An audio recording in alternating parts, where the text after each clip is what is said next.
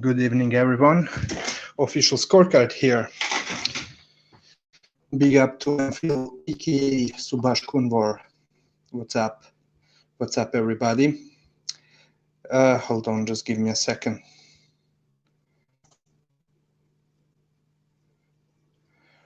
Let me set up the background.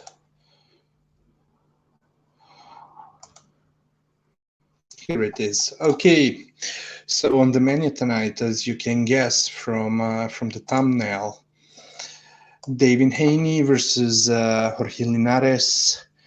Then Gary Russell Jr.'s brother, I think his name is Gary Antuanne Jr.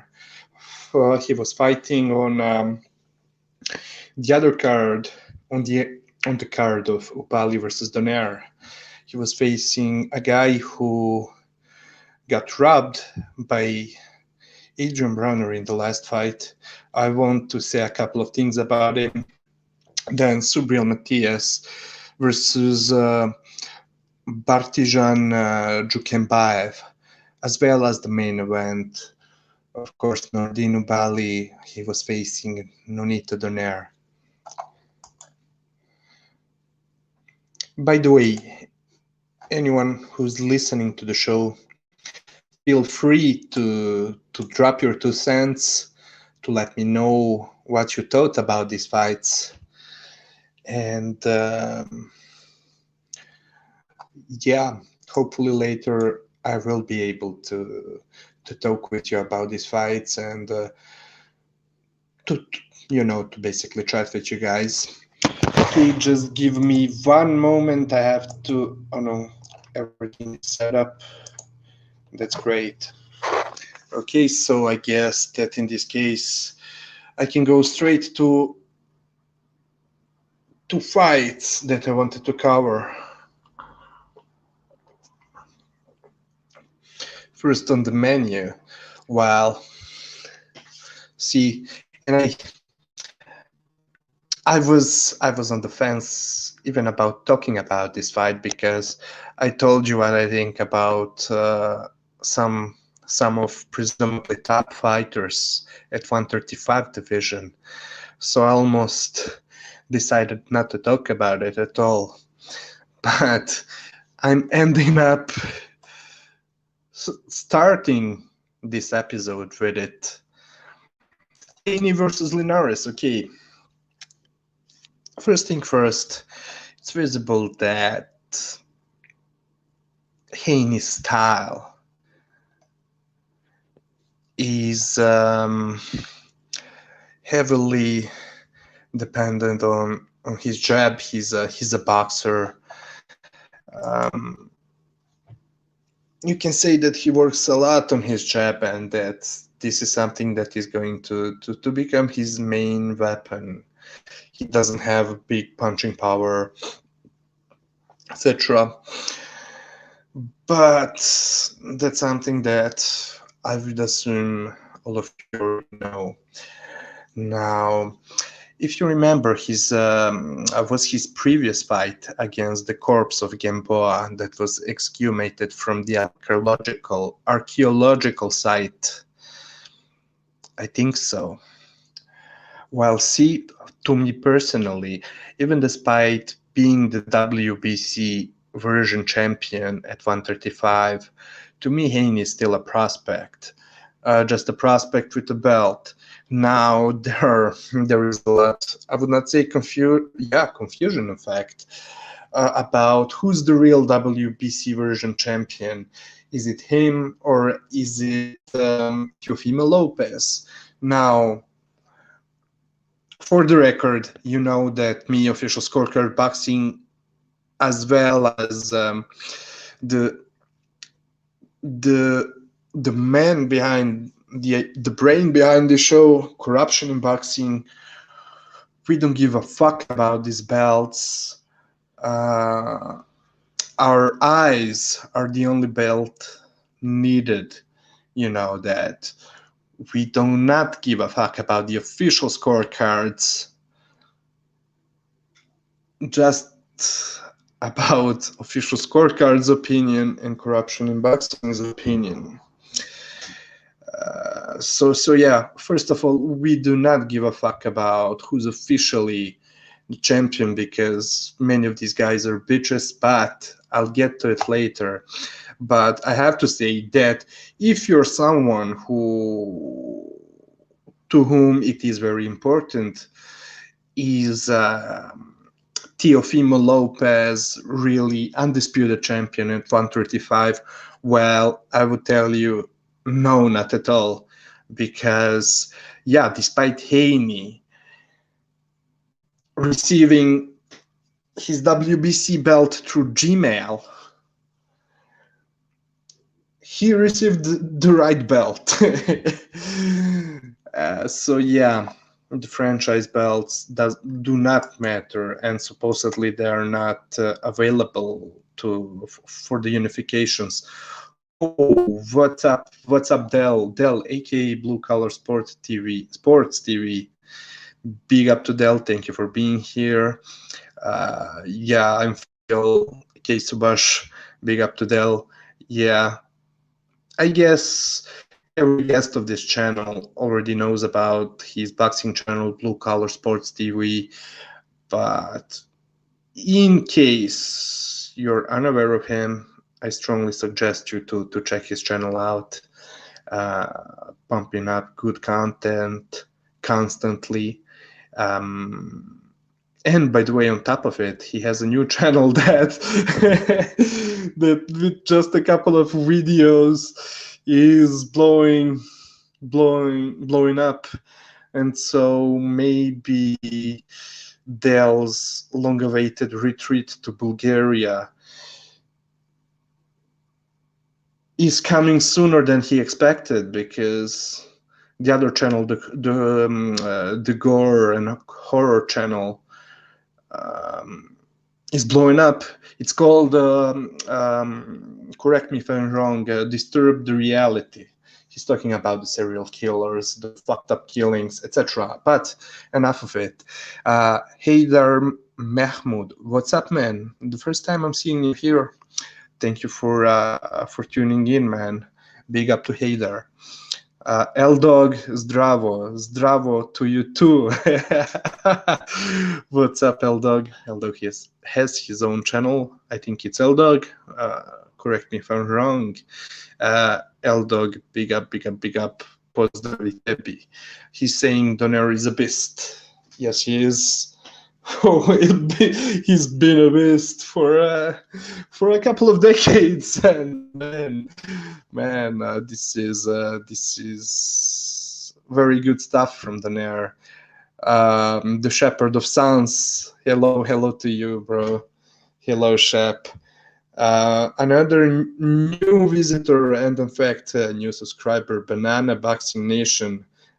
Big up to you. Thank you, bro, for being here. To you as well as Taylor. You're the guys I'm seeing for the first time. Anyways, let's jump into this fight in between Haney and Linares. I mean, I already jumped in, but let me continue where I was. Yeah, I mean, look, to me, he's still a prospect with a belt. Not the first time it's happening, but the way he's boxing, he's still a prospect. Now, he looked more, how do you say it, more relaxed in this fight against Linares, a bit more relaxed than the way he was looking against Jorge's Gamboa. Because against Gamboa, you could clearly see in that fight that he was just so defensive, so worried about not making a wrong move. So he was sticking to basics in that fight 100% of the fight. Now, it's sticking to basics is, I mean, it's his style after all, and it was still the case in this fight against Jorge Linares. But I could see that he was more relaxed, trying more things. He was not so stiff and so as boring as he was against Gamboa, because yeah, that was fucking boring. Now he has some real talent, and I do think that he's a very talented fighter and could improve. Certainly, being that I'm already seeing improvements from him on a fight-to-fight basics. So yeah, why not? I do believe that he can become a serious threat to anyone. But at the moment, he's still green. He's still green, man. But do I have any hope for him? Yes, I do. Yes, I do completely. By the way, speaking of that Gamboa fight, do you remember back at that time? It was around the time also when Luis Ortiz was having his rematch against Wilder. So these slick motherfuckers from Showtime, they were trying to make Gamboa and Luis Ortiz look younger by sending them to some hood barbershop, hairstylist, whatever. And they both came out for their fights with some crazy teenage hairstyles. Then that was a slick move from Showtime. But back to this fight against Jorge Linares.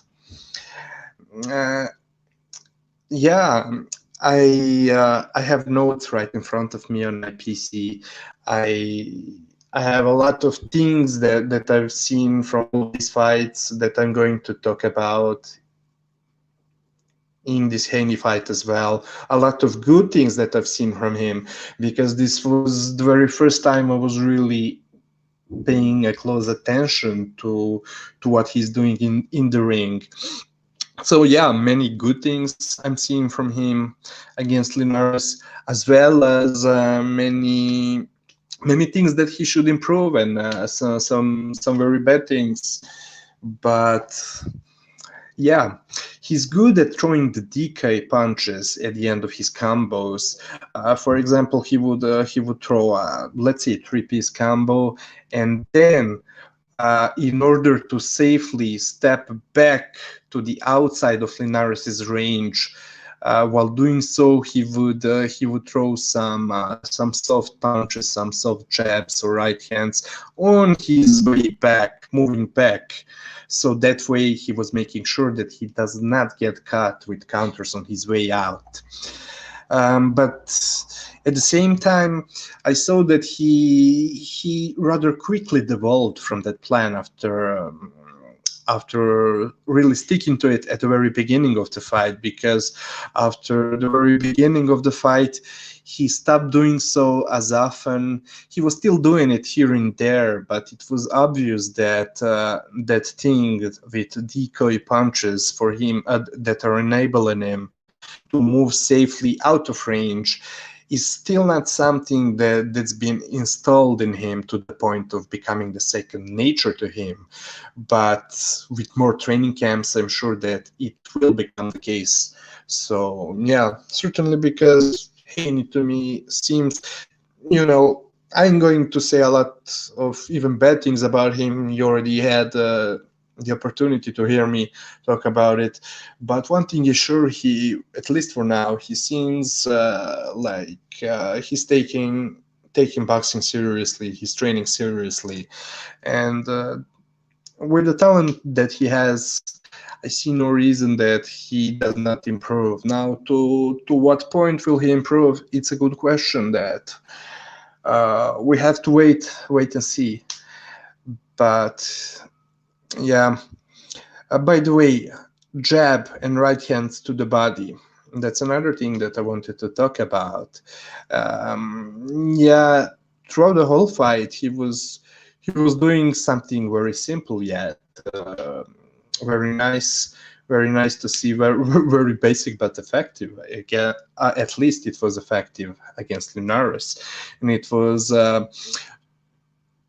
doubling and tripling soft jabs, setup jabs upstairs. So he would make Linares put up a high guard, and the moment Linares does so, he would go down with the jab to the body.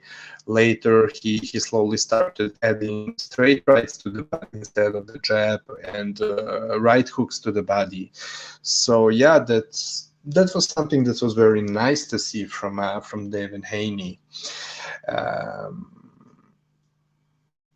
The other technical thing I've seen from him, he likes to throw a right hand after a while, after his jabs or whatever setup punches, to throw a right hand from mid or close range, even the uppercuts from close range, and then right after throwing the uppercut or right hand from mid range, he would quickly lean back over his rear foot to get outside of Linares's range, which was working wonderfully for him at the beginning. But then Linares quickly started catching him with a left hook because he started timing him, going back over his rear foot as he was about. And also when Devin Haney also has, I've seen this, how do you call it, man? He's used to leaning over his back foot and throwing soft setup jabs. Well, in those moments, Linares was also doing something very simple yet very effective. Whenever guys are throwing a lot of soft setup jabs, he was punching through the target, countering through the target with conviction, and he was catching in that way. Not really too many times at the beginning, but later when he started working more, letting his hands go from let's say the 6th round on. Although he had a good 4th round, Linares, but he was not really letting his hands go that much until the middle of the fight, the 6th round. What else is there? Let me see. Let me check my notes. Yeah, I mean, I told you, even in this fight, although it was not as much the case with Haney in this fight against Linares as it was against Gamboa, but it's a part of his DNA, of his nature, that he's not trying to, at least not trying to make too many mistakes.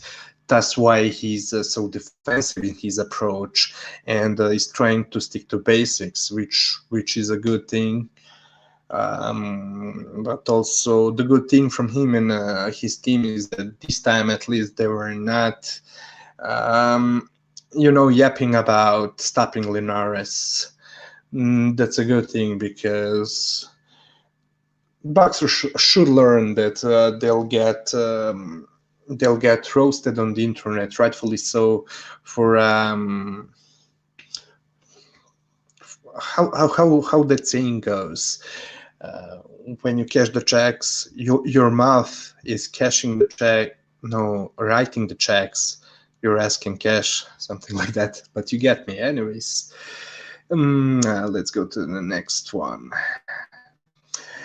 Another thing that I've seen from Devin Haney is that he needs the room and time to think, and he may be vulnerable in the pocket and also in the exchanges, as he's open for counters when punching in those situations. And it was especially visible from the middle rounds on up till the very end of the fight, when in fact, this was exactly how Linares was able to really hurt him bad a couple of times by letting his hands go and attacking Haney with the volume and speed. And yeah, it's a good proof that Haney needs room, to think and to fight at his own pace. So yeah, the high activity, high pressure, a lot of punches being thrown at him looks to be troubling him, at least for now. Let me go to my notes, back to my notes. What else is there?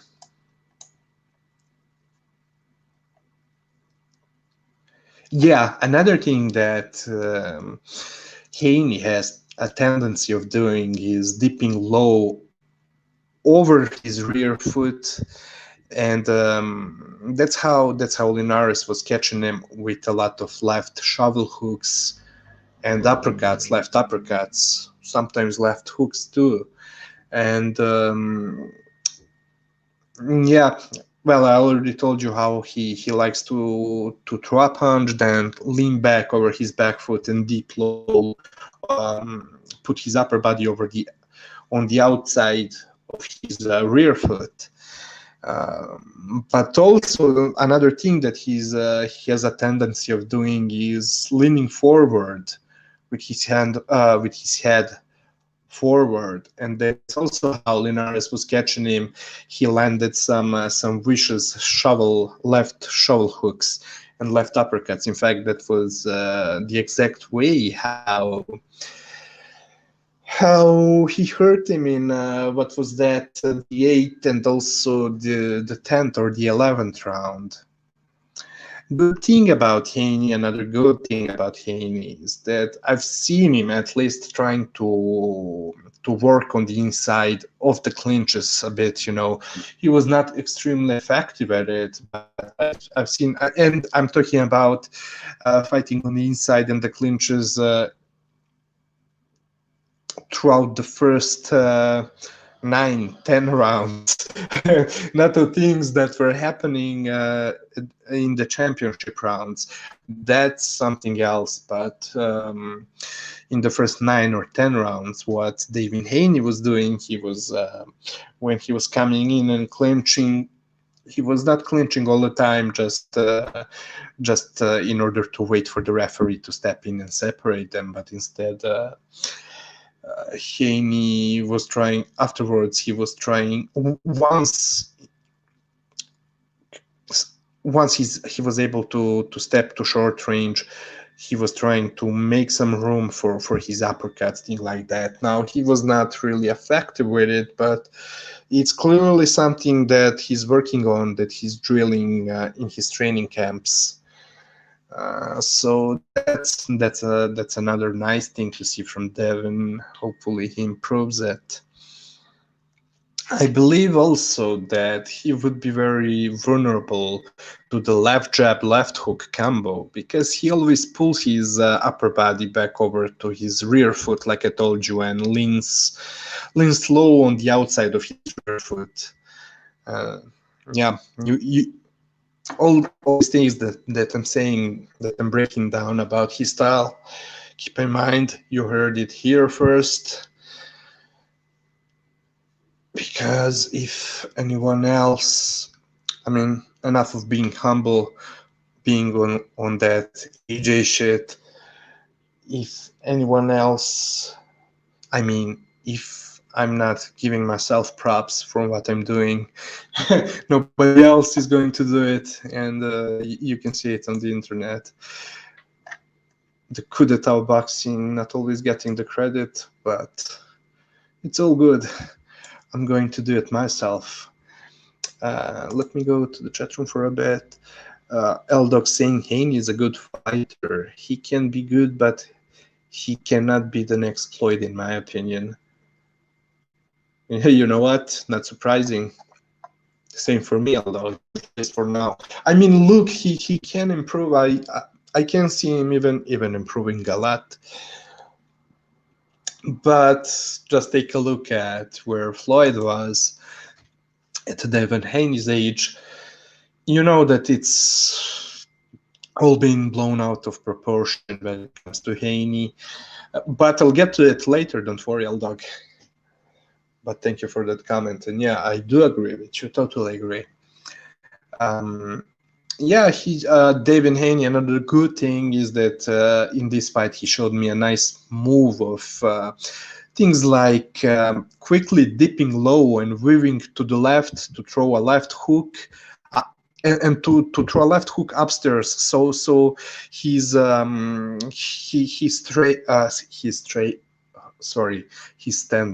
up straight, and so he just quickly dips low, weaves to the left, and comes up with the left hook upstairs as he's rising back upstairs. So it's kind of nice, unpredictable move, you know. So yeah, I'm liking what I'm seeing from Devin Haney. And on the other hand, like I told you, since Linares started letting his hands go, especially from the 6th round on, up till the end of the fight, he really started pissing Haney up with volume whenever he chose, whenever Linares decided to let his hands go. Now the other thing is that he was not doing it constantly, so that's the problem. I was not really scoring the fight because I was watching the Showtime card live, and after it ended, I already found out about the result of the fight between Devin Haney and Linares. So to me, and look, I was watching it, but I was watching it in order to see what Haney was doing, trying to catch what he's doing in the ring, his technique, breaking down his whole boxing style, and rather than seeing him trying to do in the ring or is doing in the ring. So I was not really scoring the fight. But however, it seemed to me like Linares won 4 or 5 rounds. So at the beginning, first half of the fight especially, Devin Haney banked most of the rounds in the first half. You can maybe make the case. You can argue from 5-1 to 4-2. Even maybe some people would give him 6-0. I don't know. I was not really trying to score it at all. I was watching it just like I told you, in order to give you a good, precise breakdown, like the coup d'etat of boxing is always doing here. And what else is there about this fight? Let's go back to my notes. Yeah, I told you that Linares was hurting him with the left uppercuts and shovel hooks, as Haney's upper body could often be found leaning forward, unprotected. Linares hurt him in the 8th round and wobbled him at the very end of the 10th round. So, and the way he wobbled him at the very end of the 10th round, it was so serious that even in the 11th round, he did not have his legs back. And every time Linares would land cleanly on him with the punch upstairs, I'd see Devin Haney's knees buckling every time Linares would hit him clean. But props to Haney for surviving the round. But the last 2 rounds of the fight, not so much props to him. It's also curious why Linares did not become more aggressive once he hurt him. Now, yeah, in fact, Haney was the way he was behaving in those last rounds was disgusting. He was looking for every single opportunity to clinch. And I know what some of you are saying, but I'm going I'm going to get into clinching in a minute and compare it with another recent fight that you probably have in mind and are saying I'm a hater, but don't worry. Official did his film study. He's prepared as always. Yeah. So especially these last two rounds, man, it was so fucked up with what Devin Haney was doing, the way he was clinching. That's something that deserves points being taken away now. But on the other hand, to get back to Linares, I get that the last two rounds, Haney was looking to hug him at every possible opportunity that he was given, but still, Linares was not as aggressive, was not trying to keep on throwing combos. Instead, it looked like he was either looking for one single punch, or maybe, you may never know, maybe there was some fix, but I'm not saying it's necessarily the case.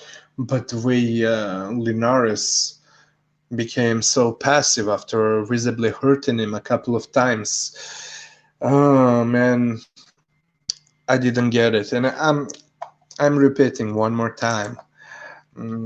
I am fully aware that Haney was not giving him too many opportunities to let his hands go in the 11th and the 12th round, but even despite that, there were some opportunities, but Linares was being so passive. And I'm wondering what's the reason for it. What's up, Max Kackerman? Dave and Haney have the power to keep the elite guys off of him. Chinny Linares was walking Haney down. Oh, I'll get to it. I'll get to it, Max, because I have it. It's in my notes, because I have to address just a few more things about this fight. But don't worry, it will be addressed in a second. I have something to say about it.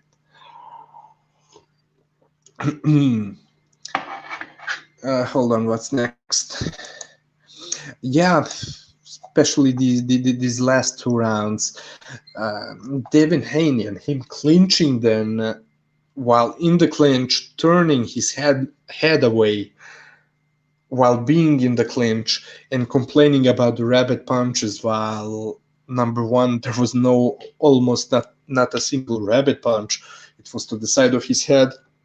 But even if there was, he was the one man turning his head away.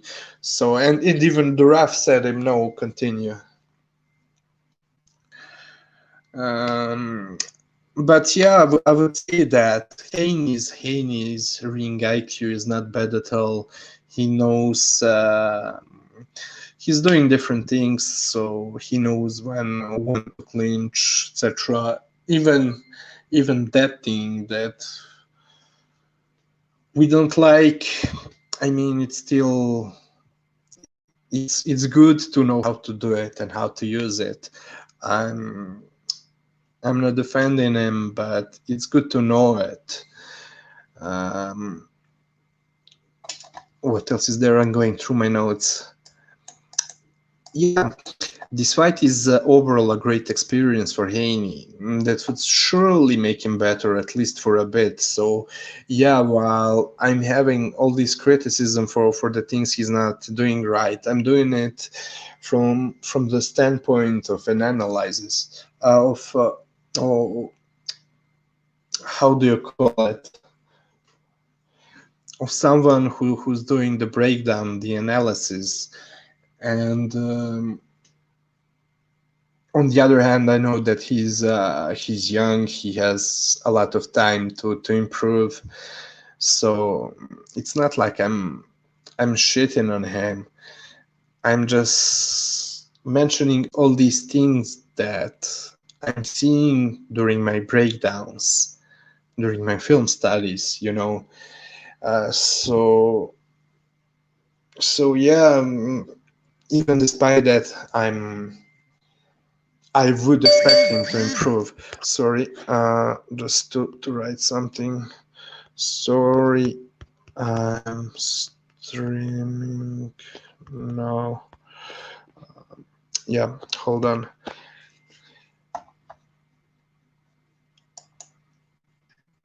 Yeah, to first thing first, about clinching, the difference between Haney clinching in this fight and Taylor clinching against Jose Carlos Ramirez. In this fight, it was visible that Haney was clinching all the time, clinching for his dear life because he was heavily hurt, despite despite lying at the post-fight conference, saying that he was not hurt at all, which was a total BS, a lie. And the second thing, he was clinching in order to wait for the referee to step in and separate them, so he could clinch all over again, rinse and repeat. You know, clinch, rinse, repeat. So that's another thing. On the other hand, what, like I told you in the previous episode, what Taylor was doing, he would clinch for a split second, and then just to break Ramirez's rhythm, and then he would continue fighting in the clinch because he's an excellent inside fighter. And Ramirez, who I would say he's an underrated inside fighter, at least for a for a bit, because I've seen some good skills on the inside from Ramirez, but Taylor was too clever and superior on the inside, and Ramirez was the one who after trying to fight for a few times in the clinches at the start of the fight, at the beginning of the fight, ended up very quickly being the one who would wait for the referee to separate them. But enough of that fight. So I clearly explained you the difference in between what Josh Taylor was doing and what Devin Haney was doing. The referee in the Taylor Ramirez fight prevented Josh Taylor from scoring many blows, many points on the inside by separating. Yeah, so. But anyways, I will do a film study on Devin Haney very soon. I mean, not very soon, but I'm in the future, somewhere in the future. I'm not sure when, because there are a lot of fighters, a lot of underrated, great fighters that I want to do the film studies on, as well as some other popular fighters. So, but I want to do it just to show the people what I'm seeing. Now, to what Max in the chat room was saying. Hold on, by the way, let me check the chat for a bit. Timmy Nilan, hey, what's up? What's up again? Timmy Nilan, once again, big up to you. Another regular viewer, Timmy. Just enjoying the night, talking about the fights, because I'm right now, Timmy. I'm wrapping up this Haney versus Linares fight. It's the first fight I started talking about on the show, and then I will be on to the other card that happened. What was Max saying? Yeah, about the punching power. Man, that is going to be his problem, because look, Haney, he's a natural welterweight, no doubt about it. If there were same day weigh-ins today, right now, he would be fighting in the welterweight division without any doubt. And it's so clear that he's just so young, he has a lot of muscles, so he's able to drain down, you know. Plus, it doesn't hurt being the A side, in a sense that he's a talent. Uh, that his promoters are investing a lot in him, so you know how it goes when it comes to PEDs and things like that. But I'm not singling Haney out. It's everybody, most of the fighters are using them. Not everybody, but most of them. But perhaps he's young, very young, able to squeeze down to 135. But I'm wondering for how long he will be able to do it, because he is really huge, man. Those shoulders, the upper body. I mean, even the legs there. I mean, I cannot really recall if his legs, but I would guess his legs are not skinny like Wilder's legs in pound for pound sense, but extremely heavy upper body, man. He's huge. He's very tall. He's very wide. You saw how wide his shoulders are, man. Extremely wide. So yeah, right now there's no problem. Uh, or maybe there is. We don't know exactly what's happening, but for now he's able to make 135. But the punching power is a problem because Linares, he lost all of his previous fights by TKOs, stoppages, knockouts, things like that, being hurt, his face being pissed up, and now his face wasn't bleeding for the first time in a defeat, and Haney wasn't able to crack him. And he was trying. He was throwing some in punches. I mean, yeah, he's always a defensive first, defense first type of fighter, but he was really trying to crack him here and there. He was throwing a lot of power punches, trying to hurt him, but it was not working. So yeah, his punching power, or to be more precise, the lack of it, is worrying, especially if you take into consideration that, like I said, he's a very young fighter in his early 20s, if I'm not wrong. He's something like 22, 23, right? So if at 135 you're not able to punch that hard, good luck to you on moving up. But again, there is the other way to see it as well. What if his punching power, he's lacking punching power at 135 because he's being so severely drained to fight at that weight category? You should consider that one as well. So maybe his punching power improves as he's moving up, kind of similar to what's been the case with Crawford since moving up to 147. Because you remember Crawford, he was so tall, so huge, big. I mean, maybe not. He's not even that as wide as Haney's, but at 135 he was so fucking huge, man. And 140 also. So I would say that maybe his punching power improves, but at the same time it would not improve by a lot, in my opinion. So there are still many things, you know, to worry about, and one of them is certainly his punching power if he moves up. Yeah, so good thing about Devin Haney and his team that this time his retarded dad wasn't saying that he's gonna knock out this or that guy, not going to knock out Linares.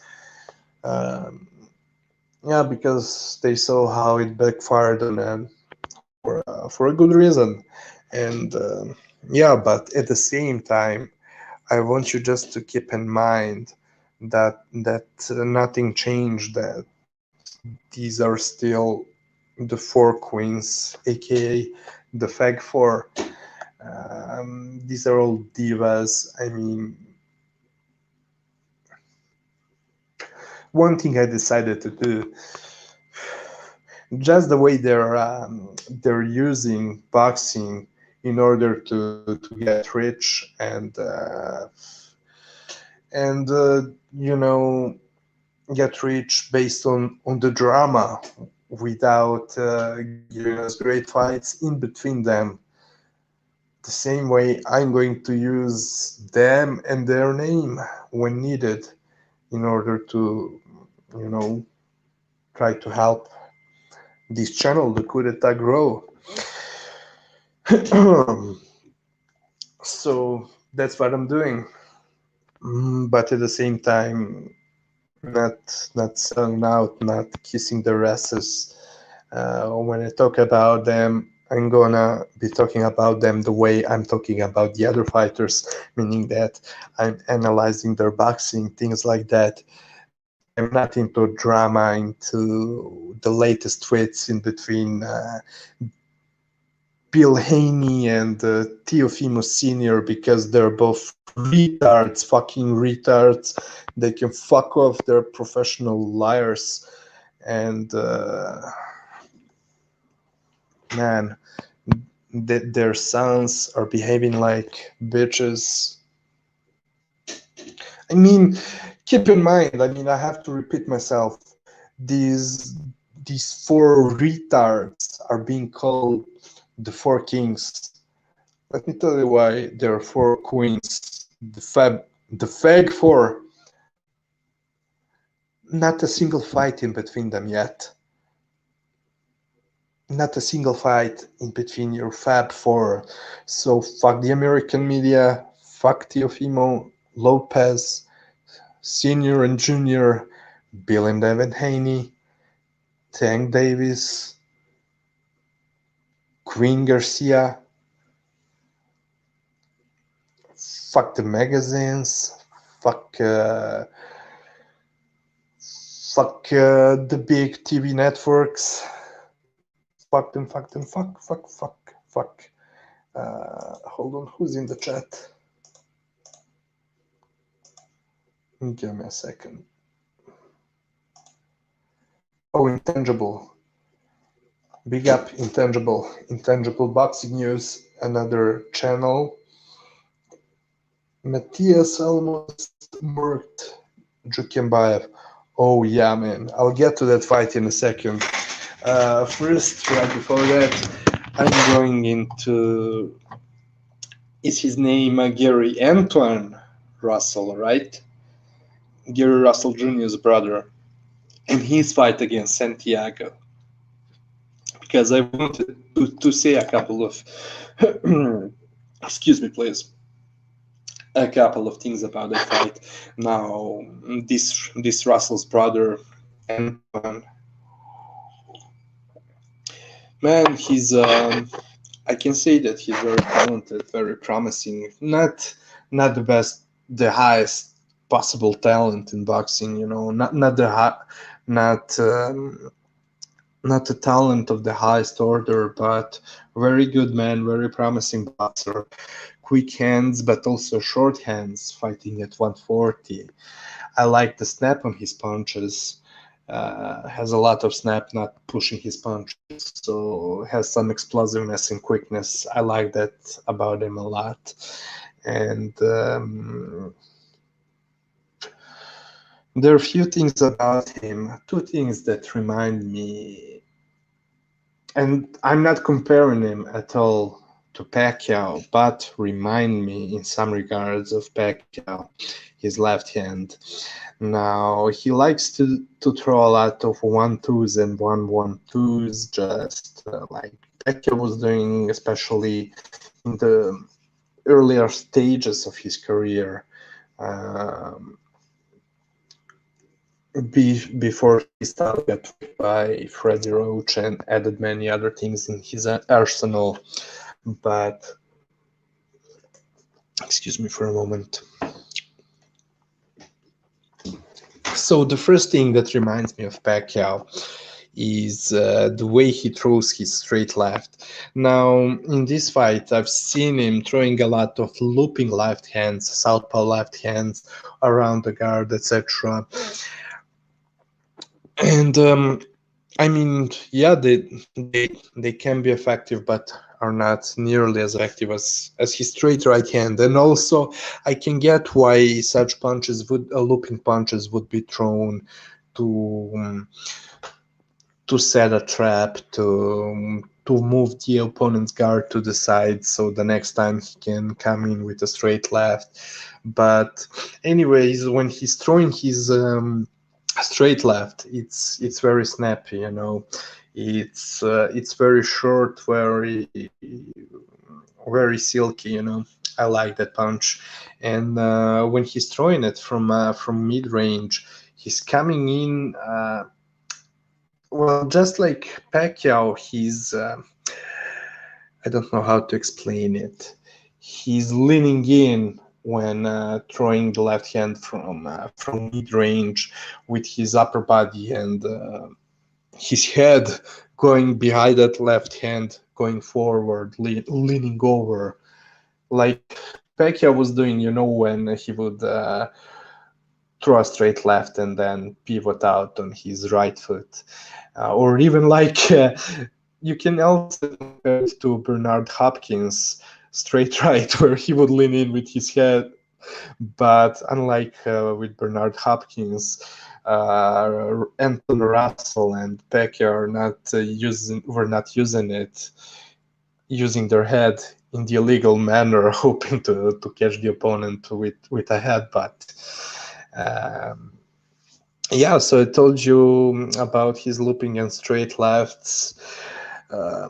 And just the same way he throws that straight left, the way he's slipping it in from mid-range, leaning over, leaning forward, he does the same thing with the left uppercut, which is also good, man. He after he makes the opponent used to his straight or looping left hands, he sneaks in the left uppercut from time to time.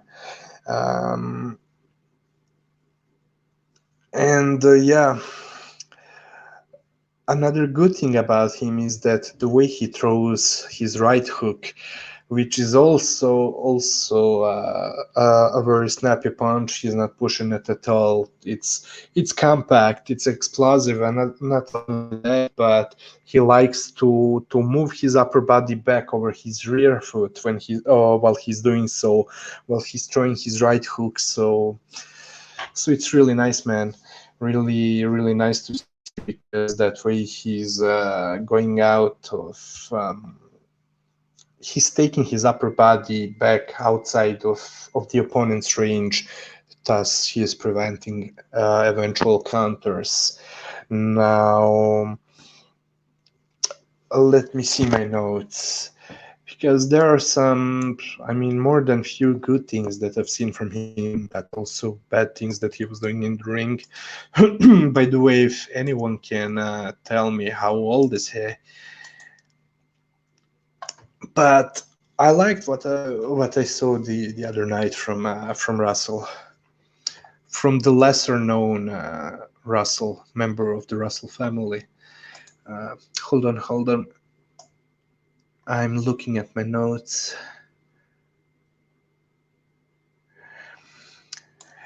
Yeah, so at the beginning I was wondering, you know, there was not a lot of lateral movement from him, and yes, indeed, he mostly uses instead of using a lot of lateral movement, which he does use, but not as much in the exchanges. He rather uses changing the ranges, going forward, backward, switching in between short, mid, and long range in the exchanges.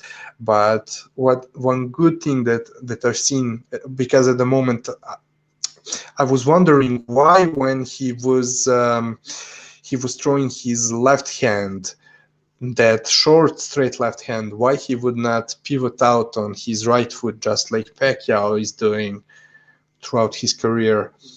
That was the first thing that I was thinking about. But then when I seen him starting to introduce the right hooks, it became very, very clear and apparent to me that what he's doing is when he steps in with the short left hand from mid-range, stepping in, he steps in with his upper body over his front foot, and then when he steps in and his upper body is over his front foot, as he's throwing his right hook and he's pulling his upper body back over his rear foot, he's pulling that rear foot back and to the left to a new angle. So he's always exiting to the new angle and on the outside. So that's something that I liked a lot about Gary Antuanne Russell. By the way, the chat, please correct me if I'm confusing him, if his name is other than Gary Antuanne Russell. And we have another how do you say it, regular in the chat, Apology Man, none other than Apology Man. He's saying, yo, you know who is it and you know where I am.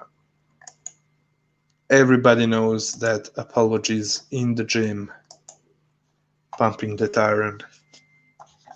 Big up to Apology,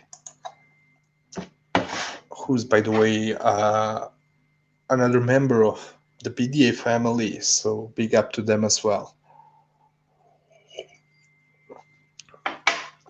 Yeah, overall, I liked his movements in the ring, and like I told you earlier, don't get me wrong, he does use the angles, the good angles, in fact. But the moments that I was seeing him use the lateral movement was mostly when Santiago was in the survival mode, and when Santiago would sit down on his feet in order to throw a power punch, which would lock his feet and make him immobile. So that's when Russell would use the lateral movement while being on the offense. And these are the same moments Spence creates his angles, because Spence, for example, Earl Spence was doing the same thing against Mikey Garcia. He was not using a lot of lateral movement in that fight against Mikey Garcia. He was mostly going in and out, straightforward in a straight line, but would use the lateral movement once Mikey Garcia crouches, and locks his knees, because when your opponent crouches down in order to throw a punch, to sit on his punch, or to cover up, that way they're locking their knees, and so that way it gives you the advantage and the possibility to use the lateral movement to step to the side while their feet, their knees are locked and they are unable to move and pivot as quickly. He would also, and I'm not talking about Spence, I'm talking about Gary Antuanne Russell. He would also create the angles after leaning in with his left hand to pull back over the rear foot to set up the right hook, like I described earlier. But despite that, I somehow feel like he mainly uses the front and back movement in a straight line, like I described with Spence. And don't get me wrong, there's nothing bad with it. I just think that while doing so, he sometimes stays there in the middle, inside of the opponent's range too much, while staying open up for punches. Now, Santiago wasn't the fighter who would test his defense, but even Santiago was able to counter and time him, and even disrupt him with short, straight left and rights. with those punches down the middle. It was kind of easy for him, even for him, to time Gary Anton Russell stepping in from the outside, you know, because he was opened up, and like I told you, he has short arms. So I believe being more active and using more setup punches while coming in would leave Russell's opponents less room to get off their counters on him, like Santiago did a couple of times. Because with Russell's short arms, and especially the looping left hands that he's throwing, yeah, his hands are quick, but it gives his opponents even more time to get time when he's throwing those looping left hands and wide left hands, and he's telegraphing them while throwing them. But also when he steps in with 1-2s or 1-1-2s, just like it was the case with Pacquiao, clever counter punches were able to counter Pacquiao in between his jabs and the straight left. So it would be better for Russell to improve his a couple of things: his inside fighting, or use more movement and increase his volume during the exchanges. Because keep in mind, I don't think his work rate is low, and he was certainly letting his hands go whenever Santiago was in the survival mode. And I'm not trying to say that his work rate is low, but I'm saying that he doesn't throw really a lot of punches during the exchanges when his opponent is not hurt, and while he's inside of the opponent's range, he's not throwing a lot of punches and not trying to set them up enough. So I would ideally like him to improve all these things together, because all the three of the things that I just mentioned would certainly make it much harder for him to get countered.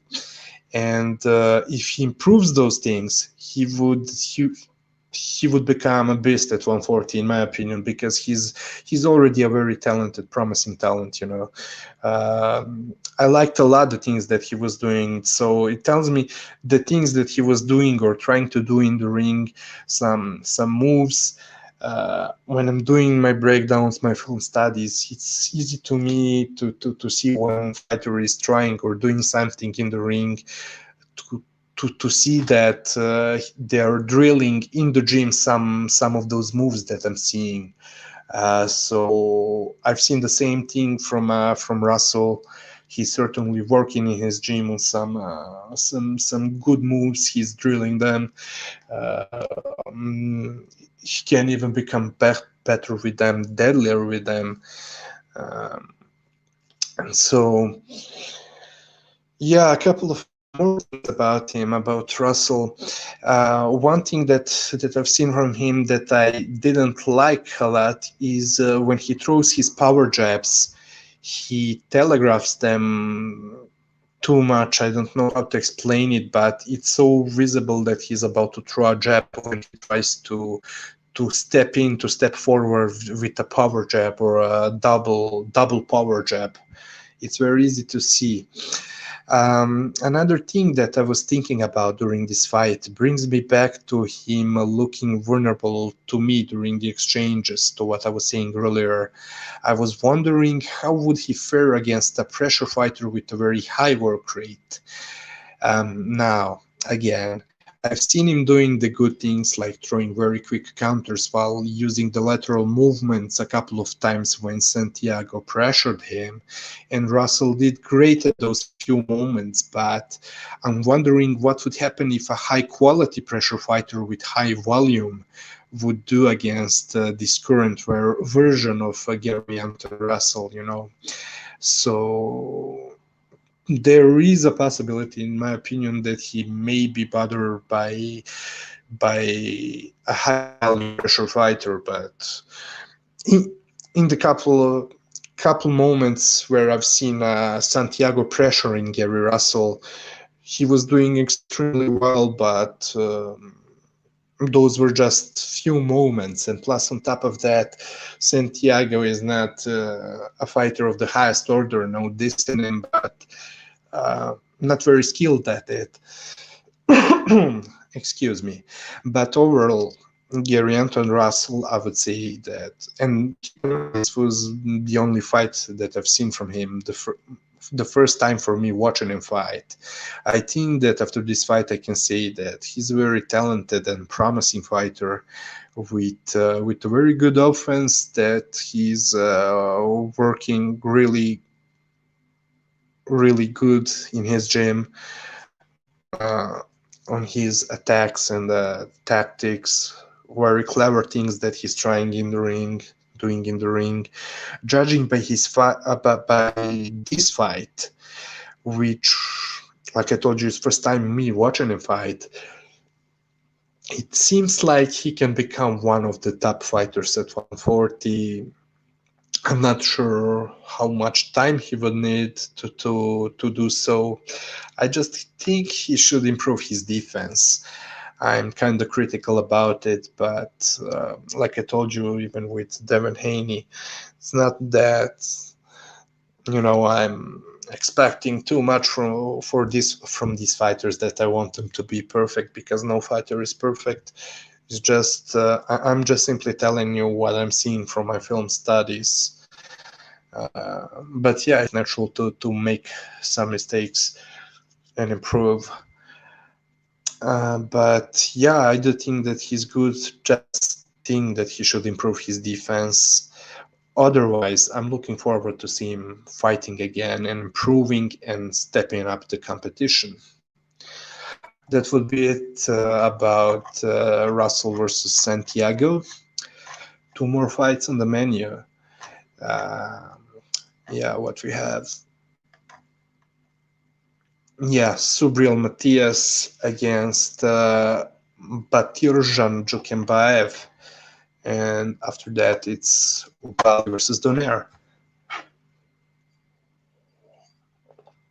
Oh, it's getting hot here.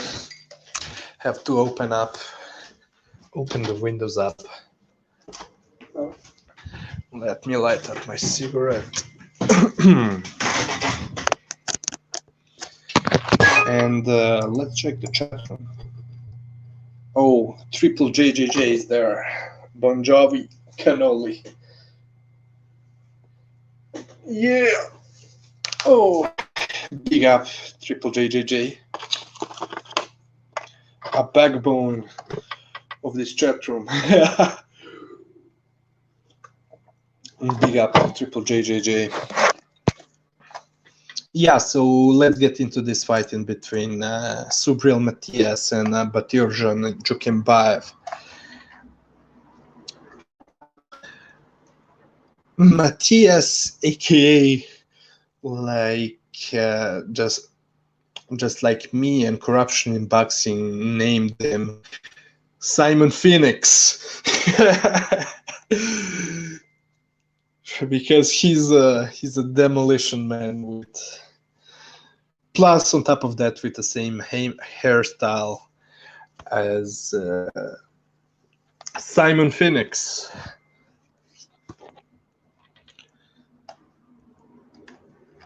Very good fight. I didn't have enough time to study this one, to do my film study on this fight, and despite that, I was kind of expecting a much closer fight. I mean, I was expecting a fight of the year candidate. Sorry for the background noises. There's some cars passing next to my building. Yeah, I was expecting this fight to be much more competitive,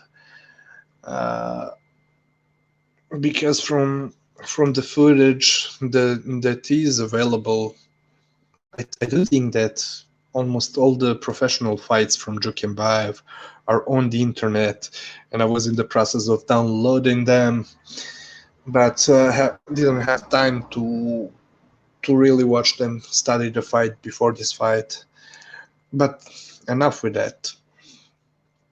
Simon Phoenix stops him. I mean, it was Jukembayev's corner that pulls him out of fight after the eighth round.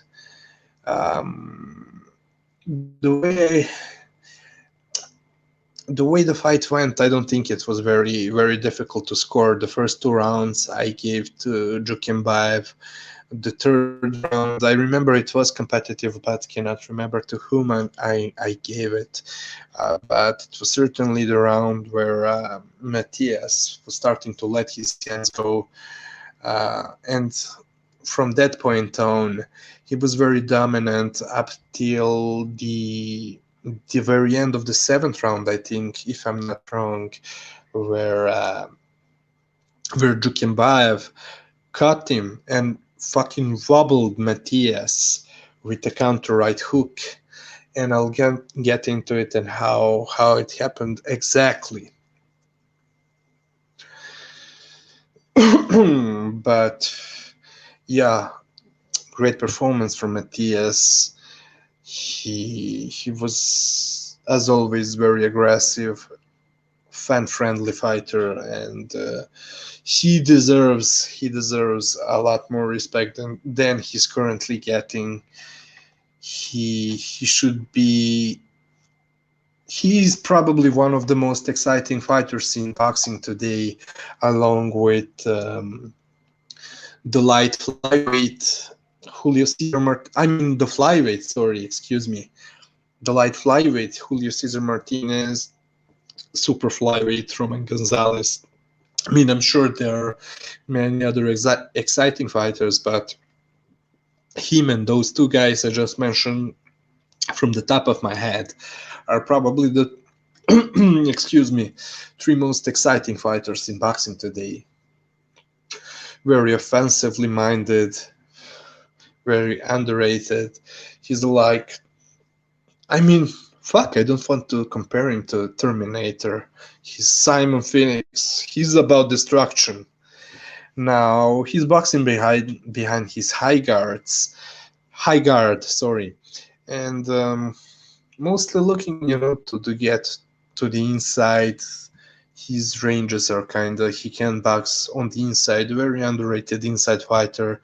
Not supremely skilled, but yet very effective on the inside. Has a very good chin, although he got wobbled at the end of that 7th round by Batyrzhan.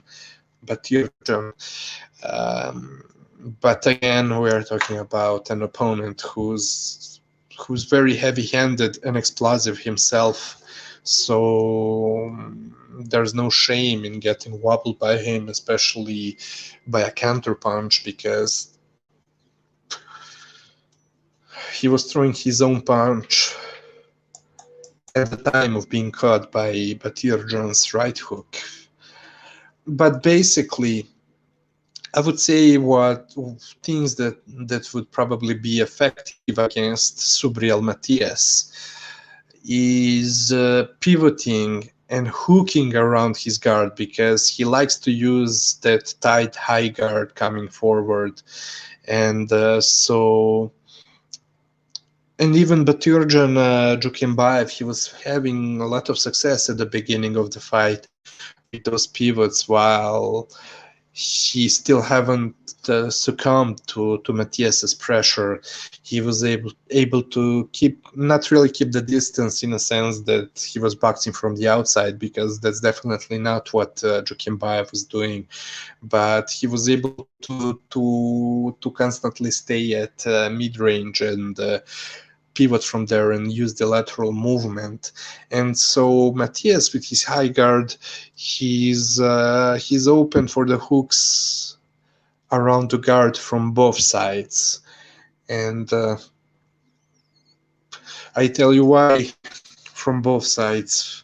Of course, not only when he's boxing against the southpaws or orthodox fighters, that they can use the lead hooks against him around his guard, but also because he's blocking punches with his rear hand in a very similar manner that Estrada is doing. And I showed you the clips in the breakdown videos before the fight, before the rematch of Estrada versus Chocolatito Gonzalez. So keep in mind, Subriel Matias is defending from 1-2s in a very similar, if not exactly the same manner like Estrada is doing. So because of that, fighters, the opponents, can be able to sneak in looping left hand if they're southpaws, or left hook around his guard as well. Because he's putting that, he's blocking punches, he's trying to catch punches with his right hand, which is his rear hand, and while doing so he's putting it right in front of his chin, leaving open the right side, or the right side of his jaw. So that's why he's also open to the left hands, looping left hands. You heard it here first. Now, Subriel Matias, he does a very good job of blocking the uppercuts in that same manner that I just described to you, with that rear right hand. You heard it here first. No, but yeah, even it was shown on slow-mo how he was able to block some of Jukembayev's rear left uppercuts by blocking with that rear hand in front of him and dropping it, catching it. So I told you that he's very underrated inside fighter. Also, what I didn't say is that Jukembayev was catching him with straight lefts after stepping to an angle, while Matias was turning to the same angle. What, on the other hand, what Matias likes to do on the inside is using his left elbow a lot, in order to create the room for the left hand. For usually, he would, when on the inside, what he would usually do, create some room with his left elbow in order to unleash his combos that would often start with the right hook or uppercut or overhand, and then through a quick flurry that would end up usually with his sweeping left hook, which is a deadly weapon that we'll get to later. But Matias's punches and combos on the inside are short, but not in a sense that they're explosive too, like some fighters are able to throw very short but very explosive punches on the inside. His punches on the inside are short, but are not the same, not the ones that I just described. Instead, they look like slaps and are not thrown with full power, but are still deadly, man. And even the commentators were saying on Showtime that he's not turning over his punches, but are still he's still hurting his opponents, which is a testament to just how destructive and how heavy-handed Subriel Matias, aka Simon Phoenix, is. He's the best, in my opinion. He's at least top 3 fighter at 140. I mean, I heard, I was not really following what was happening at 140 in a sense of what fights were supposed to be made, but I heard that supposedly Regis Prograis was offered that fight and that he refused to fight Matias. Now, I'm not saying that it was the case. It was just something that I read somewhere on the internet. So I'm not sure at all that it was the case, but I heard it. And excuse me. And if it was the case, man, it would be just another proof of Simon Phoenix's destructiveness. By the way, again, even his body shots They're excellent, man. Especially his right uppercut to the body. That's going through the target, man. He's destroying the internal organs of his opponents. And I have to be honest with you, it's very unfortunate what happened to Maxim Dadashev in their fight. But at the same time, I'm very glad and very happy that it did not change them in the way he's boxing, at least not in this fight. Maybe you can make a case that maybe he was pulling his punches in his previous two fights, but I'm not sure about it. I cannot remember. I haven't rewatched his very last fight before this one against Jukembayev when he was facing Tank Davis's stablemate. Can't remember his first name, but something Hawkins, who was supposed to be a prospect, a good prospect from Baltimore, where he really destroyed him on the inside, stopped him inside 5 or 6 rounds, something like that. So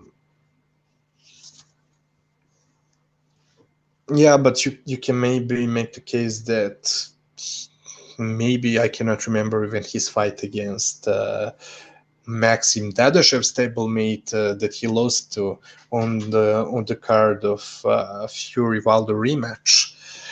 But again, I'm hoping that what happened to Maxim Dadashev would not change a thing in his boxing, because man, if his opponents get a feeling that he's scared to hurt them, they would use it to their own advantage. He gets hit a lot when locking his knees, sitting on his rear foot right in front of the opponent at mid-range, while he's staying at mid-range within the opponent's range, and he likes to drop down to usually throw a light setup jab and lean down over his rear foot to throw an uppercut or a right hand, straight right, whatever. Whatever. But that way he's very easy to get stunned and to get hit with the short right counter, and that's exactly how he got wobbled by Jukembayev at the end of the 7th round. Now he did it. I mean, he leaned, he sat down on his right foot, and he was doing it so slowly, and it was so telegraphed that he was about to throw a right uppercut from mid-range, which Jukembayev beautifully timed with the right hook. I would say that Subriel Matias is probably the most destructive when his opponents hide behind the tight high guard and go into survival mode, when they're letting him freely unleash his combos from mid-range and get to stay on the mid-range to get full leverage on his combos that way. And that's when he has enough of room to get the full leverage on his punches and on his combos from mid-range, hooks, uppercuts, every punch in the book, and even despite them hiding their chins, protecting their face, their chin behind the tight high guard, it doesn't matter at all to Subriel Matias, thanks to his heavy hands, because he's hurting them up and down anywhere around their guard because of his heavy hands. So he doesn't even need to land straight on the button in order to really hurt them. And I would say that another type of situation where he's very destructive is when he finds himself at short range, shoulder to shoulder, guard to guard, and when he's throwing hooks in combos while he's stepping back, while he's creating the distance, that's also when he's really powerful. anyways, you get the point when he's able to get some room in between him and the opponent to get the full leverage on his punches. That's when he's at his deadliest. Like I told you, I would say that it's very useful against him to use the pivots and lateral movement, but also changing ranges in between the long, mid, and short range, because sometimes he needs to set his feet in order to throw his punches, so that may disturb him. What else is to be said about him and this performance? Yes, I know. One more thing that I liked about him in this fight is that he's good at varying the speed of his punches and combos. So sometimes they would look lethargic or whatever, but he would do a very good job of switching, in between slow and fast punches and catching his opponents by surprise, varying the power as well as the speed of his punches, single punches or combos. And that's also something that is catching his opponents by surprise and that is hurting them. Now, I exchanged a few words with Corruption in Boxing. He told me who's his promoter. I forget the name, but it's some Spanish-sounding name, so I would guess it's maybe a Puerto Rican. I'm not sure. I'm so sorry, I cannot remember what's his promoter's name, but he was telling me about how not only avoided, but how unable he is to get the chances that he's deserving. And I was just asking him, maybe, depending on who's his promoter, because I'm sure that he's not signed to any big time promoter. So yeah, maybe it could be the case. Certainly, if in his future career we see him getting ducked by the other fighters, I would say that his problem could be, not having a big money machine or a big time promoter behind him. But anyways, excellent performance from Subriel Matias, also known as Simon Phoenix on the COUP Boxing podcast, boxing show.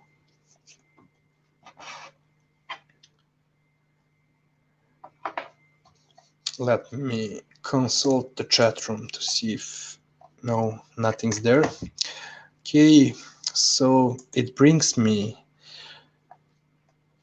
to the last topic of tonight's show. The main event of the show, Showtime. Was it on Showtime? I would say so. Showtime card. Nordine Oubaali versus Nonito Donaire.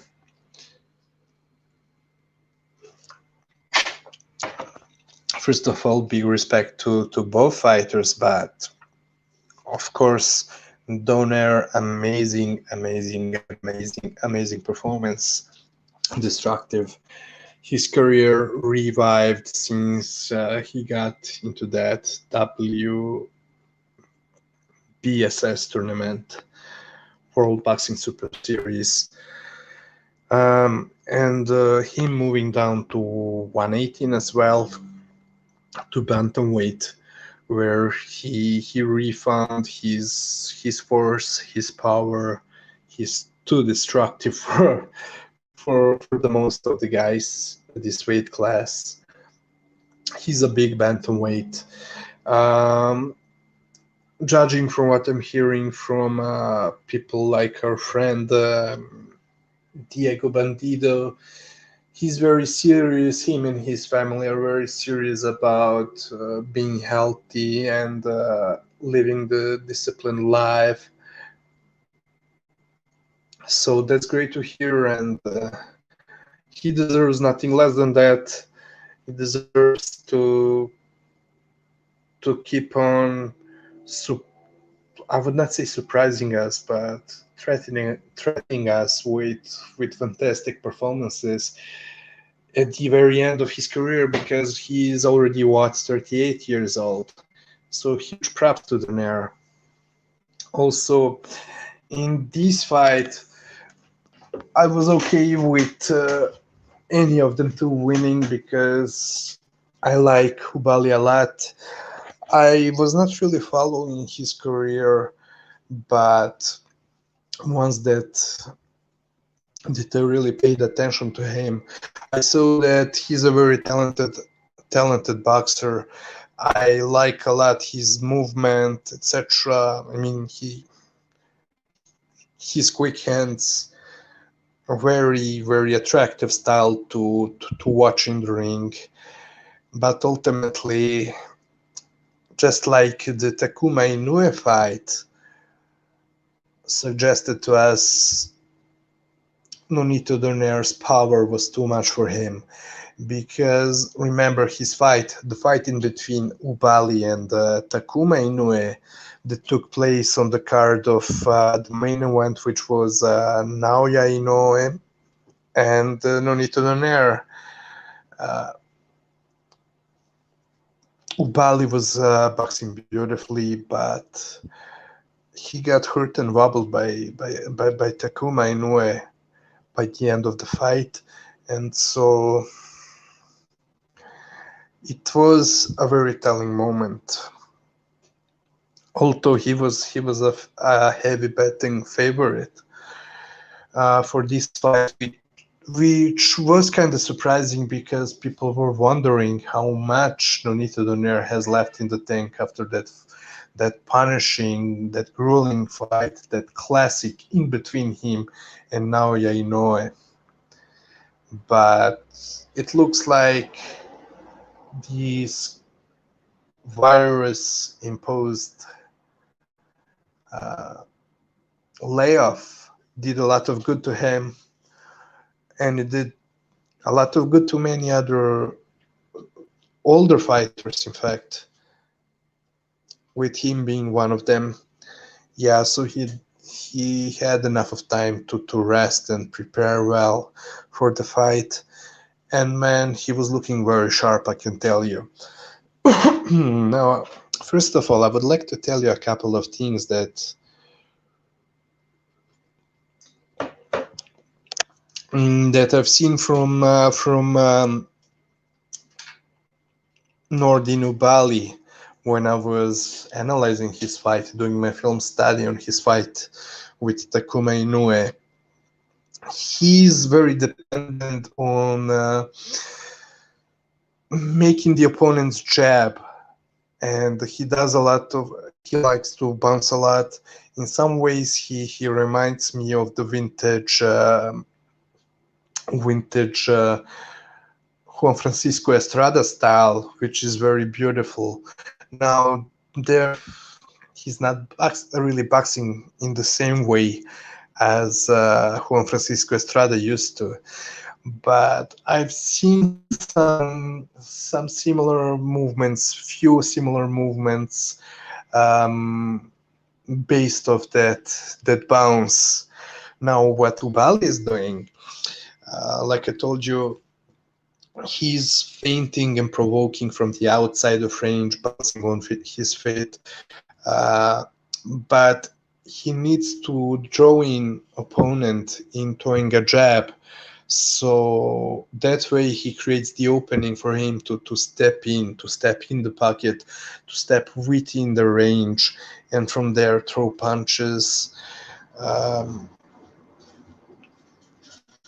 But I'll get to, in fact, no, I'll get to it in a second. Just hold on for a second. Let me make myself a coffee.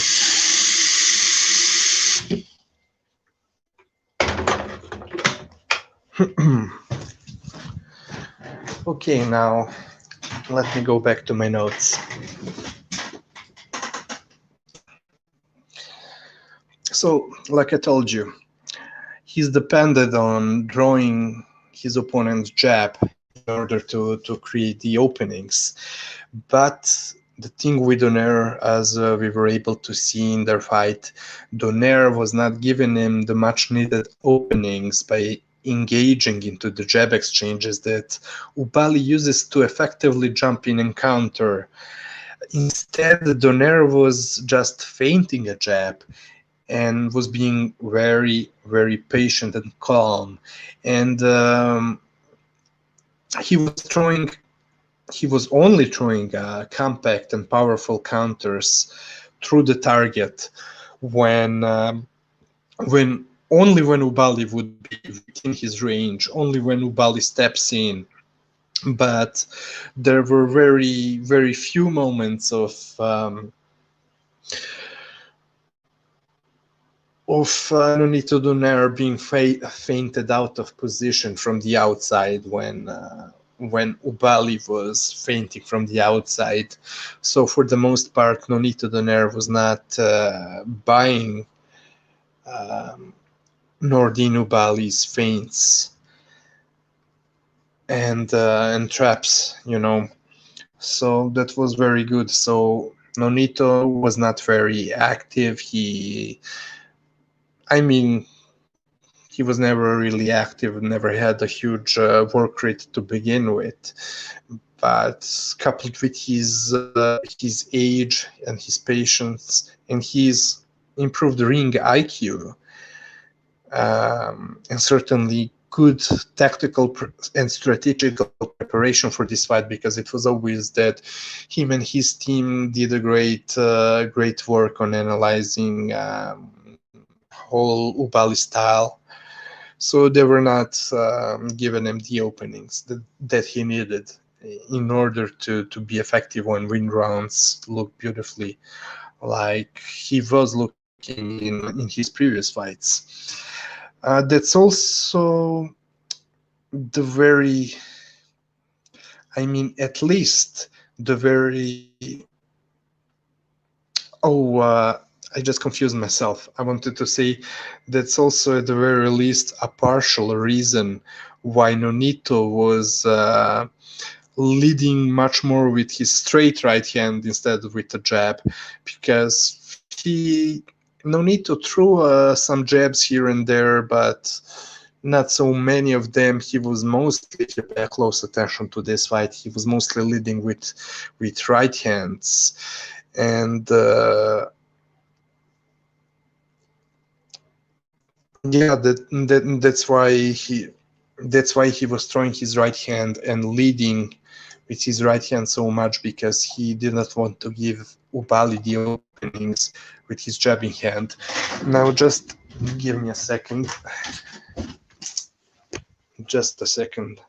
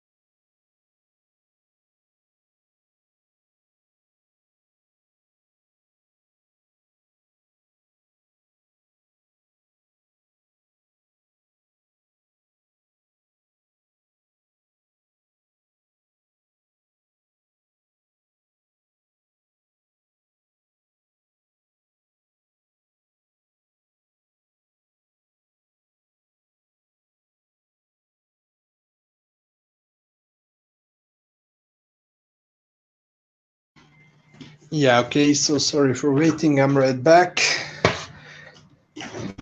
Thank you for your patience. You guys are as patient as Nonito was. That's a lame joke. But let me tell you what is not lame about the coup d'etat of boxing and the official scorecard. The breakdowns, they're not lame at all, they're on point. And so let me proceed with them. Yeah. I've seen Nonito in this fight using the same weapon Oubaali loves to use, and that was one of the things that I wanted to mention at the beginning of the breakdown of this fight, and that is stepping into the inside of the opponent's lead foot with a wide but compact. I don't know how to describe it. I know it sounds very confusing and contradictory. Wide but compact hook. Uh, I'm looking for a better way to describe it, but I fear there is no other way to describe. So he steps in the pocket, puts his lead foot inside of the opponent's lead foot instead of the outside, and comes in with a compact foot hook, lead hook from the outside of the opponent's peripheral vision. Yeah, let's describe it that way. So it's still kind of quick and compact. It's not telegraphed, but at the same time, it's wide, and it's intentionally wide in order for the hook to come from the outside of the opponent's peripheral vision. That was the right description that I was looking for. But the way that Nonito Donaire was setting up that lead left hook from the outside of the peripheral. Sorry, I need a lot of liquids. Coffee. Yeah, excuse me. Yeah, so the way Nonito Donaire was setting it up was by throwing a jab to the body a couple of times, which were the rare occasions on which he would be leading with jab.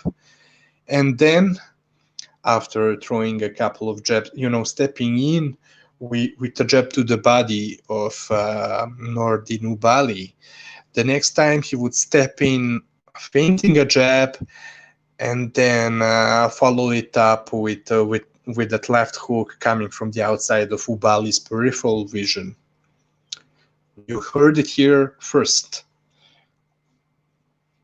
Hold on, let me go to chat. Apology, man. Yeah, unfortunately, man.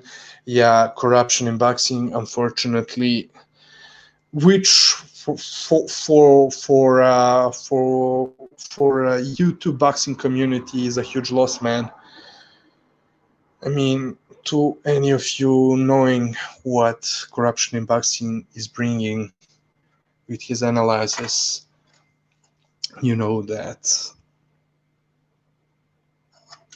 it was top shelf material.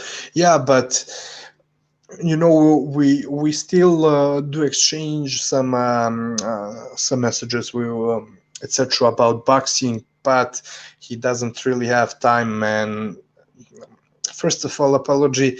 It was crazy for him. I mean, me knowing everything that he has to do, in his personal life with his obligations, etc. It was even crazy to start to get into this podcast shit with me, but yeah, it was his love for boxing that will never. I mean, probably it can disappear with enough of corruption that we are seeing. It may disappear, maybe it disappeared. No, but the thing is, man, guy is very, very, very, very busy. So there is no way he could handle the tempo of staying up late and then doing the podcast. So yeah, unfortunately, to answer your question, apology. Unfortunately, yeah, corruption is not able to to to appear on the show anymore. But it is what it is. At least anytime I pick talk boxing, some boxing with him, I will make sure to transmit his messages over here. But let's get back to Oubaali versus Donaire. Yeah, I just explained you how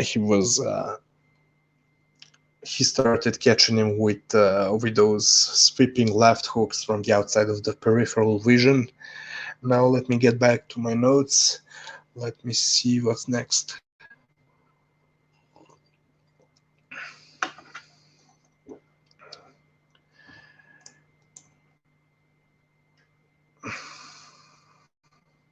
Yeah, now about Nordine Oubaali.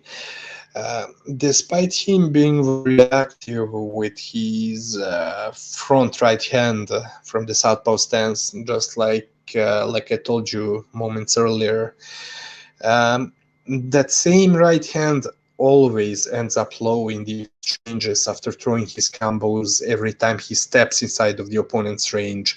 For example, he would always drop his right hand, especially when he throws a straight right or the overhand right upstairs, and then ends up leaning on the outside of his lead right foot. So, because very often when he jumps in the pocket with the left hand, he likes to move his head over his front foot and lean to the side, outside of his front foot. So yeah, that's something that helps him evade the opponent's jab, but not the left hooks, especially not when they have such a great timing as Nonito Donaire does. You heard it here first. Nonito, yeah, so he, just like I told you now, he was timing him very well. Well, first of all, he was timing him with straight right hand since the opening round. In fact, right since the opening bell. The first couple of seconds of the fight, he started, getting the right range on his right straight right counter whenever Nordine Oubaali was stepping in. And too bad that I didn't have enough of time to do a film study about this main event before the show, like I intended to do, because I thought that this was something that is going to be happening in this fight. Well, basically, it was happening, and what I'm talking about is Nonito catching him with a straight right counter while Oubaali was stepping inside of his range. It was happening every time Oubaali would jump into his range behind the jab, and it was not very difficult for Nonito to time it. There was also more than enough of leading straight rights to Oubaali's body as well. That's another thing that was very useful to Nonito Donaire. And by the way, Nonito, who's known for his destructive left hook, yeah, that's all good, and that's how he dropped Nordine Oubaali multiple times. Excuse me. Yeah, that's also how he broke Inoe's orbital bone. But man, that right hand is extremely underrated. And to anyone of you who watched my solo channel official scorecard and my description of how both of them, Inoue and Nonito Donaire, were able to make the adjustments and adapt in between each other every next round, every following round, when Inoue would do one thing, that the next round Donaire would come up with an answer to it. Then things like that. They were switching. I mean, it was from from the strategical standpoint, that's why it was amazing from that point as well. Not only the destruction that it brought and the excitement, the punches, the drama, the broken bones, a lot of pain that the fight of the year 2019 brought, but also it showcased the ring IQ of both Inoue and Nonito Donaire. And in that fight against Naoya Inoue, he did a wonderful job with that right hand, because at the beginning, yeah, he was effective with his left hook, but then he was fucking, I mean, yeah, Inoue definitely won the fight, but in the process, he was getting fucked up by Nonito's right hand. That was probably the one thing that he was not able to completely adapt to, because Nonito was uh, throwing it differently, throwing straight right counter, then he would start to loop it and throw the overhand right, then he would see that Inoue, who at the beginning was moving to Nonito's left, started to pivot on his right, and so he would start to time Inoue's pivots, things like that. So he can throw that right hand in many different multiple ways, man. And by the way, don't forget, you heard it here first.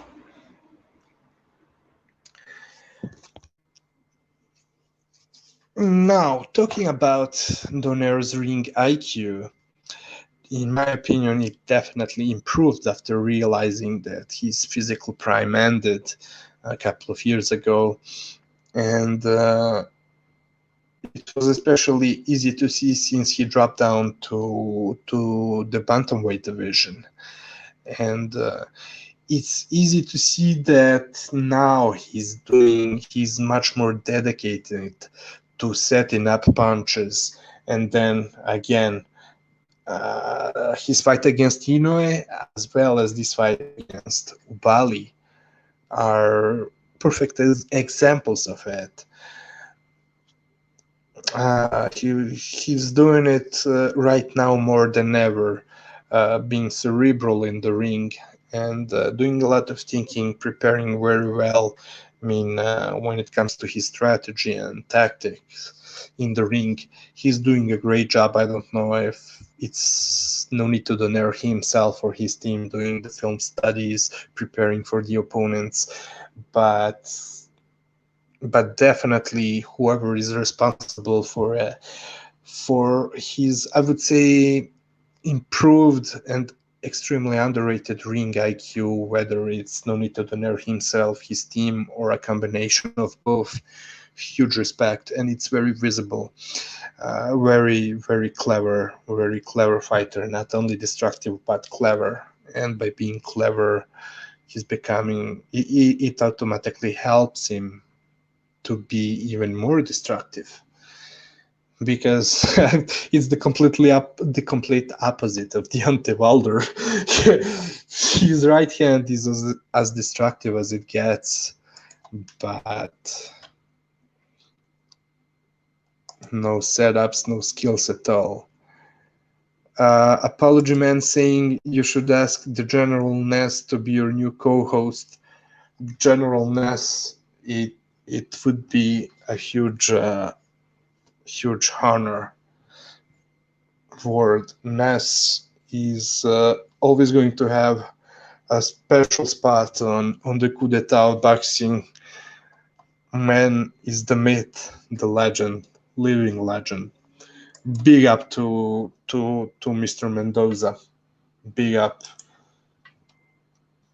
Just letting you know that you're extremely appreciated. And very funny, man. Big up to him. Yeah, Nes Mendoza, Mr. Mendoza, our Filipino friend, another Filipino friend among few of them that we know, and Very good guy, very good and funny guy, and I hope that he enjoyed Nonito Donaire's performance. Um, yeah, let me go back to my notes.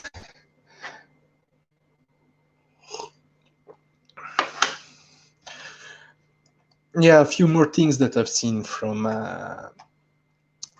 Nonito. He was so at the beginning he was countering the way he was countering Oubaali at the beginning of the fight was standing his ground and timing Oubaali stepping in, but then he started switching it up, and even from the second round on he started stepping back outside, taking a back step, and then countering with a straight right. Then he also introduced another way of countering Oubaali, stepping into his range, and that was instead of stepping back or standing his ground, staying at the same spot when Nordine Oubaali jumps in from the outside, he would step forward, lean in, and counter with a short left uppercut or hook to the body. So yeah, though these are all the proofs of how good and what of a thinking man Nonito Donaire is, or Donaire is in the ring, because from what I'm hearing from all the Filipinos, it should be pronounced. He's not called Donaire. That's the way people in the U.S.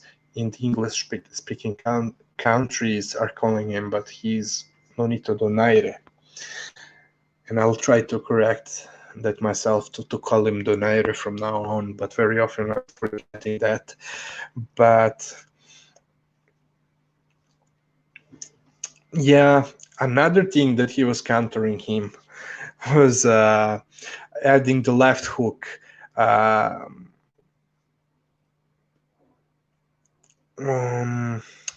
on.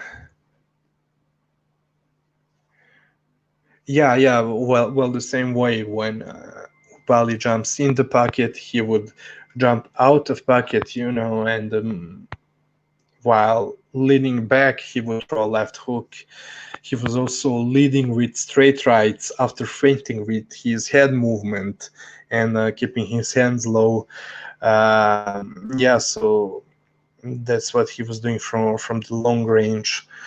Those are the things. So, like you see, I just told you a couple of things, couple of things that I've seen him constantly doing in the ring. Very clever things, showcasing you Nonito's cerebrality in the ring. Now let me get to probably the most how do you say it? The most interesting part of tonight's episode. The first knockdown that happened near the end of the third round. Let's talk about it, and let's say a few words about how it happened. Well, first of all, it's one more time, it's a testament to Nonito's timing, but is also the exact same situation as the one in which he broke Naoya Inoue's orbital bone. Just like when Naoya Inoue was trying to make the room in the pocket with his lead orthodox right elbow. So with his lead, being that Naoya was boxing from the orthodox stance, Naoya was trying to make the room, to create the room in between him and Donaire with his with his left elbow. Naoya was doing so with the left elbow. Well, Nordine Oubaali was trying to do the exactly same thing, but just from the southpaw stance. So it means with his right elbow, being that his lead hand is his right hand. He's a southpaw. He was in the pocket with Donaire, too close to him, trying to move him back a bit, create some space with the elbow to create the space for his left hand. And the moment that he went with his right elbow forward towards Nonito Donaire, when he started pushing him, Nonito timed him with an excellent left hook. You heard it here first. Yeah. Who else told you about the similarities in between this fight and what he did to Naoya Inoue? What's up, Paja? Big up, bro. Thank you for being here. He's saying Donaire wished he was ringside taking photos of his own knockdown punches.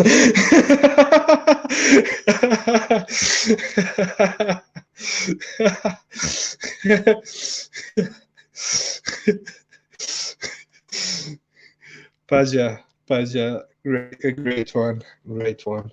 He says he destroyed Oubaali.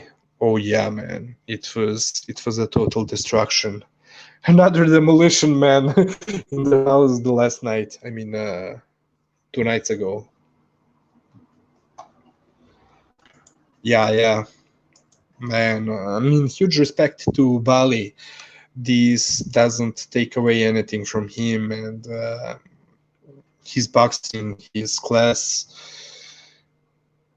But he was fighting a future Hall of Famer, an all-time great, I would say, Nonito Donaire, so nothing to be ashamed of. In fact, he was one of the rare French boxers who got the opportunity to face such a legend, such a fighter as Donaire. So big credit to him for sharing the ring with Donaire, and all the best to him in his career, as well as to Donaire.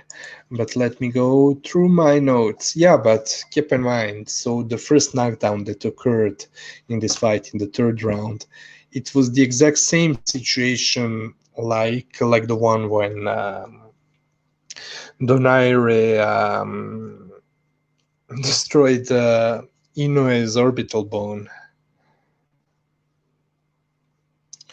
The second knockdown that occurred at the very end of the same round, like all of you probably know, happened half a second after the bell for the end of the round. Excuse me. But I would say that, I mean, first of all, anyone who follows boxing and Nonito Donaire knows what a classy gentleman Nonito is. Probably the biggest gentleman in the whole boxing today. Huge gentleman, extremely lovely person. So he's never been a dirty fighter. Yeah, and the second knockdown definitely occurred right after the bell. I would say half a second, a split second after the bell for the end of the 3rd round. But everybody, I mean, even Oubaali and his family know that it was not intentional from Donaire. That Nonito was already in motion throwing that left hook. So yeah, so to me, everything being that he was already in the motion of throwing a punch, he was not able to stop himself. And yeah, despite it occurring right after the bell, to be honest, I have no problem with it being scored as a knockdown. And it was hell of a knockdown. And by the way, it was another example of Oubaali throwing a right hand in the pocket with his right hand being low. He was trying to, he pulled back, thought that that Nonito would throw a punch, so he pulled back over his rear foot, tried to throw a left uppercut, had his right hand low, and that's how Nonito hurt him real bad at the end of the third round. And then the knockout punch, a very well timed lead left uppercut. I mean, another beautiful punch for the end of the fight. And so I don't want to talk about what's next for Donaire. It's a very good question. He clearly wants the rematch with Inoue. At the same time, I would love to see it, definitely love to see it, but at the same time, I would love to see him against Janriel Casimero. If I'm not wrong, I saw someone on Discord sharing Janriel Casimero's tweet right after the fight, and he tagged Nonito Donaire. I'm not sure if I don't want to give the false informations, but I think he was maybe telling Donaire that he would be ready for a fight in between them, but I'm not sure. Maybe I'm wrong about it. Maybe he was simply congratulating Nonito Donaire on his victory. But I do think for some reason that he was telling him that he would love to fight him, but I'm not sure. Maybe I'm completely off. Very possible. But yeah, I would also love to see Inoue against Casimero. And by the way, very soon I will talk about Casimero's fight against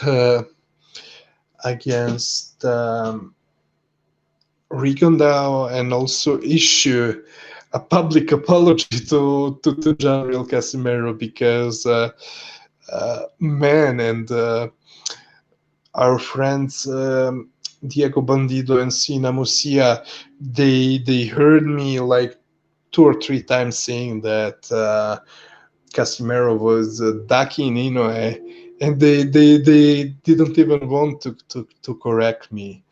But yeah, after I asked them what's the whole thing behind that that fuckery, what really happened, when they explained me and gave me a lot more informations than I initially had, and the only informations that I had were the ones from from the dick sucking American boxing establishment media. So, and I told you that you should never trust them. So yeah, definitely. I'm too tired to do it right now, and plus it would be much better to read our conversation, our 3-way conversation in between myself, Diego Bandido, and Sina Musia. To read you out the valuable informations about what went wrong in that clash between Inoue and Casimero. But yeah, definitely big up to Casimero. And yeah, I was at least judging from the informations that I got from Sina Musia and especially Diego Bandido, I found out, judging by those informations, that Casimero was certainly not ducking Inoue. But if I find some other contradictory information, I can go back to saying, you never know. But the point is, I'm trying to keep it real over here, not trying to fanboy. I'm trying to only give the correct information. So that's why I must admit that I was wrong on that one, very wrong. Yeah, by the way, hold on, who's in the chat room? There are some new posts. Haitian Sensation Promotion. Yo, salute to you as well, Haitian Promotion. Oh, Haitian Sensation. Sorry, oh man, I need to drink some more. Haitian Sensation Promotions. He's saying Matias has great power and also has grit. I'm becoming a fan of him. I like how he's being built up. Definitely Haitian. I I'll just shortly call you Haitian because I got too tired. You can see that I'm unable to pronounce the words correctly, so sorry for that, Haitian.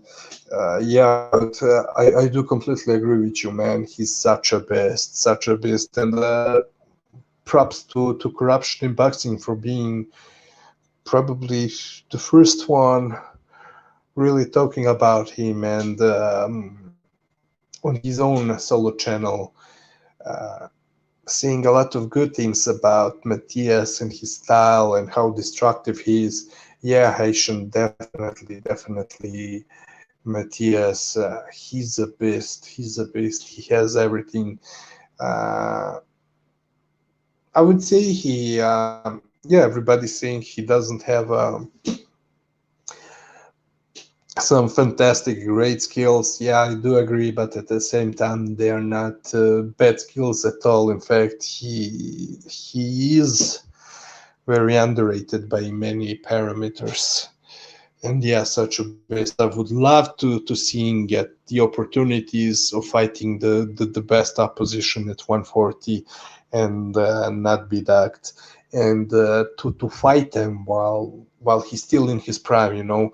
I don't want any motherfucker to wait him out, to let him get old, to get out of his prime. You know what I'm saying, Haitian? Yeah, so big respect, huge respect to Subriel Matias on the coup d'etat boxing, also known as Simon Phoenix, the demolition man. But with that being said, yeah, I'll end the show. Thank you for tuning in, sticking with me. Thank you for everybody being present in the chat room and listening to this episode live, but also for those who would tune in later. And very soon, I will have a big announcement about the coup d'etat boxing. Some very good news. Uh, I mean, okay, I don't want to give away too much. You'll know you'll know it very soon. Anyways, shout out to Subash aka Amphil, Del aka Blue Collar Sports TV, Haider Mahmoud, L Dog as well, The Shepherd of Sons, Banana Boxing Nation, Max Cackerman, Timmy Nealon, Intangible Boxing News, Apology Man, Triple JJJ, Paja, and Haitian Sensation Promotions. I want to thank God, I want to thank my team, I want to thank Al Heyman,